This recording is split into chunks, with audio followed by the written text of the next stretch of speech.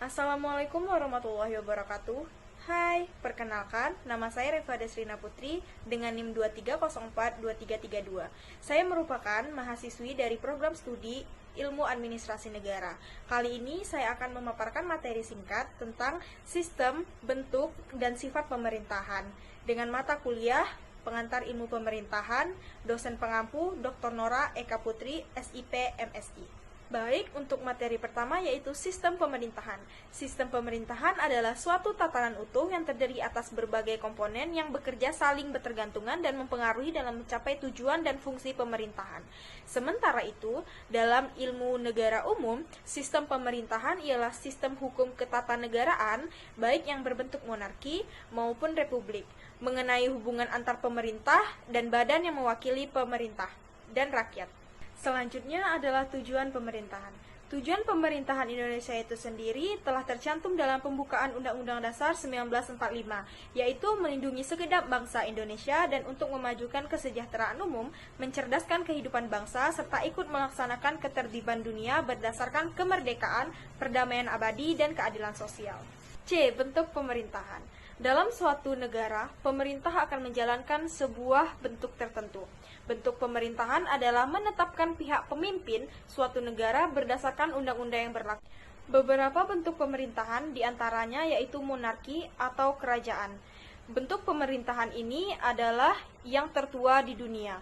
Biasanya negara monarki dipimpin oleh kaisar, raja, atau ratu secara turun-temurun dan masa kepemimpinannya seumur hidup. Selanjutnya adalah demokrasi. Dalam bentuk pemerintahan ini, pemegang kekuasaan berada di tangan rakyat, sehingga munculnya istilah demokrasi dari rakyat, oleh rakyat, dan untuk rakyat. Ketiga, tirani. Bentuk pemerintahan ini dijalankan secara otoriter atau sewenang-wenang dan juga absolut atau tanpa batas. Hal ini karena kekuasaan dan segala keputusan negara ditentukan oleh satu orang saja. Bentuk pemerintahan selanjutnya adalah timokrasi. Timokrasi adalah bentuk pemerintahan yang kondisi ideal tertinggi dan prinsip yang digunakan sebagai pengatur pemerintahan negara adalah rasa cinta dan kehormatan, kemuliaan dan penghargaan. Dan bentuk pemerintahan terakhir adalah teokrasi. Teokrasi adalah bentuk pemerintahan yang prinsip-prinsip ilahi memegang peran utama.